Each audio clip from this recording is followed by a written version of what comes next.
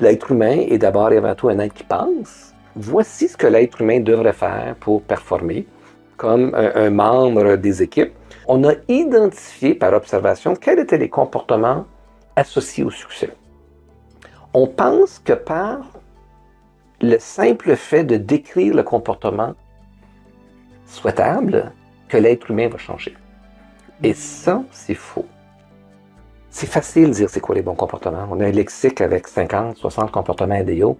Bon, mais tu l'as, tu le vois. Là, oui, c'est ça que tu dois faire. Mais pourquoi tu le fais pas?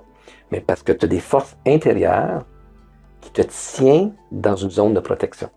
Alors, les formations aujourd'hui de cheminement personnel, on peut faire ça collectivement.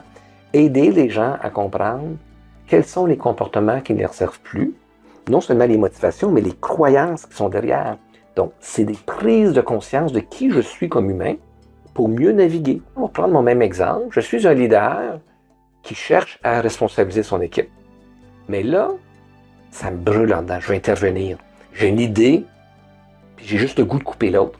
Mais là, de me retenir, ça génère un inconfort dans mon corps. Mon corps résiste à ma nouvelle intention d'être moins interventionniste.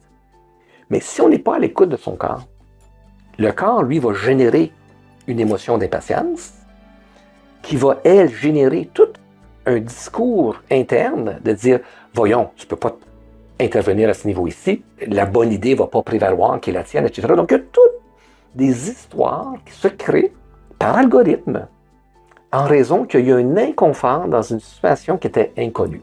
Normalement, j'interviens. Là, je n'interviens pas.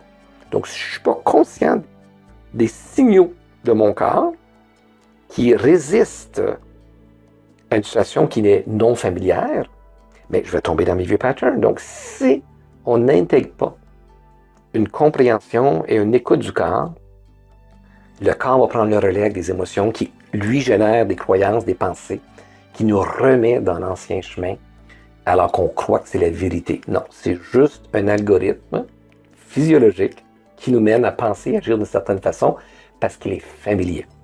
Pas nécessairement parce qu'il est pertinent, parce que c'est comme ça que j'ai toujours agi. Donc, l'intégration d'une compréhension de ce qui se passe dans le corps est un passage obligé à tout changement de comportement. On parlait d'ailleurs tantôt de l'importance de vivre de l'inconfort. Oui.